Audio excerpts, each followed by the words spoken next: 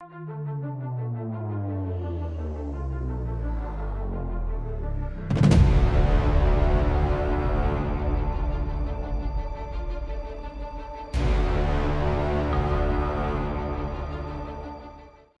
to my channel. We will be explaining the Myers-Briggs Type Indicator MBTI and its 4 dichotomies today. Be ready to answer a set of questions to determine which personality type you are, and when you're all done, be sure to share it in the comment section below. Now ready, set, go! About the Myers-Briggs Type Indicator, also known as the MBTI, well, it is an introspective self-report questionnaire that indicates differing psychological preferences in how people perceive the world and make decisions. Two scientists, Catherine Cook Briggs and her daughter Isabel, constructed the MBTI Personality Test after being inspired by Swiss psychiatrist Carl Jung. Jung proposed the existence of 2 pairs of cognitive functions: rational functions that constitute thinking and feeling, and irrational functions constituting sensation and intuition. These functions contribute to your decision-making processes. It's a mouthful, alright? Here we go! Now ask yourself, do you believe your decisions are random? A lot of human behavior and decision-making often seem random, when in fact they are highly organized and consistent. The MBTI Personality Test attempts to assign value to each of 4 dichotomies: introversion or extroversion, sensing or intuition, thinking or feeling, and judging or perceiving. 1 letter from each category is taken to produce a 4-lettered test result, such as INTJ or ESFP. Let's discuss and discover which of the 16 personality types you are and answer these questions one by one. To be or not to be. First, we have introvert or extrovert. Each human has 2 faces, one called extrovert, which is focused on the world of events, thrills, individuals, and objects. The other is called introvert, which is focused on the world of thoughts, ideas, and imagination. Most people have an inbuilt predisposition for energy from either the outer or the inner world. As a result, one of their faces, either extroverted or introverted, takes the initiative in shaping their personalities and controlling their conduct. Question number 1. Where do you get your energy from? Answer A. Do you get your thoughts from yourself? With your own activities or thoughts? Answer B. Do you get your energy from interaction with the world around you?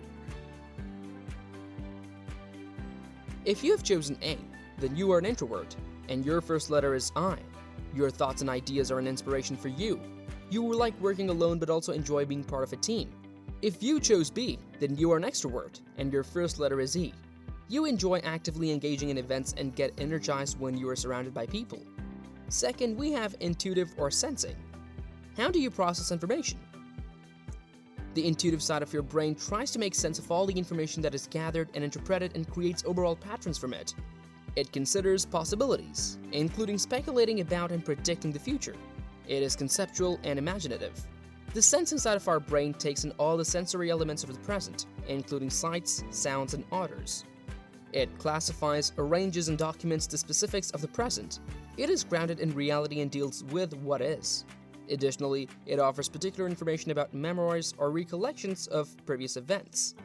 All human needs imply both types of perception, but we all have to choose one over the other. It's as simple as a scent or a smell. The sensory memory of it takes you back to certain life moments. Question number 2. How do you process information? Answer A. Through reasoning, explanation, and abstract understanding. Answer B. Through observing, measuring, and experiencing.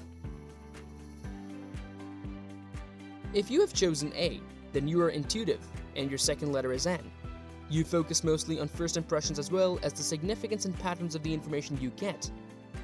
You are curious about new things and consider the future more than the past. If you chose B, then you are sensing, and your second letter is S. You prefer focusing on the senses of sight, hearing, touch, taste, and smell. You mostly rely on what is actual, present, and real. You see things put to use practically. Experiences convince you more than words. Next on the list is thinking or feeling. The thinking side of the brain conducts a detached, objective analysis of data. It makes methodical deductions from factual premises and draws conclusions. That is how reasonable we are, based on likes and dislikes, effects on others, and considerations of humans and aesthetic values. The feeling side of the brain makes a judgment call that is attached and relatively global. We are by nature subjective. Even while everyone implies both methods to come to their findings, each person has a natural predisposition towards one over the other.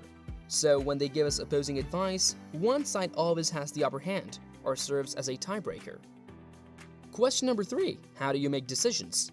Answer A. By way of ratio logic given data.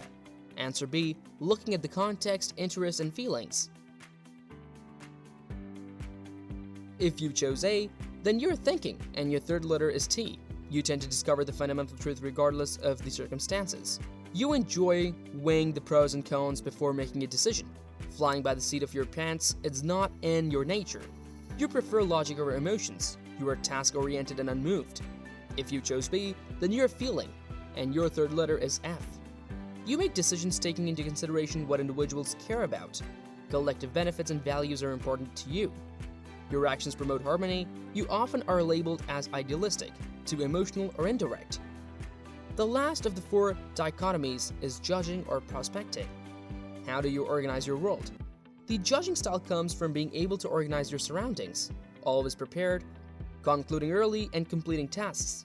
In short, it is addressing the outside world with a plan and a planner in hand.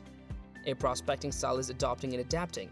These styles personality type people are open to new opportunities and shifting equilibrium. Hence, flying by the seat of your pants of where the moment takes you. It takes the outer world as it comes. To store information, organize ideas, and make decisions. All humans use both judging and perceiving. But when it comes to how people interact with the outside world, one of the processes, either judging or prospecting, tends to dominate while the other controls our inner selves. Question number 3. How do you approach situations? Answer A. You expect things to go as planned. Answer B. You are flexible and open to change. If you chose A, then you're judging, and your last letter is J. It means that in your outer life, you make decisions according to your preferences. Others may perceive you as organized and with an orderly lifestyle. You have a strong urge to keep things under control. If you chose B, then you are prospecting, and your last letter is P. It means that you follow an impulsive or flexible lifestyle. You like to comprehend and adjust to the world rather than organize it. Others regard you as perceptive to fresh insights and knowledge. You like to stay open to respond to whatever happens.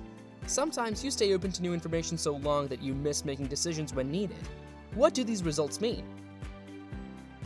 To understand this, we have to go back in time and study Carl Jung's model of human interaction and how Briggs interpreted Jung's work. Jung didn't base his studies on scientific studies, or even perhaps how you were raised and what you experienced growing up. Rather, he relied on his observation. Jung's work and Briggs' theories answered the questions of how humans seek out and take in experiences. There are 16 different personality types that come out of these 4 dichotomies. What's your type? After answering the 4 questions, combine all each single letter mentioned in the 4 dichotomies. We will give you 10 seconds.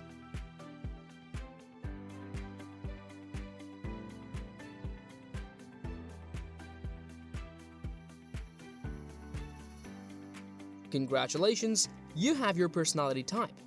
Now it is time to dive deeper into your personality traits. Learn how to capitalize on your strengths and how to overcome your shortcomings. Are you the rarest of them all? If you are an INFJ, then yes, you are. INFJs are the rarest personality type who enjoy intellectual stimulation. It stands for introversion, intuition, feeling, and judging. It occurs in just 2% of the population and is also the rarest personality type in men. The goal of knowing personality types is to understand and appreciate differences between people. There is no right or wrong, good or bad type.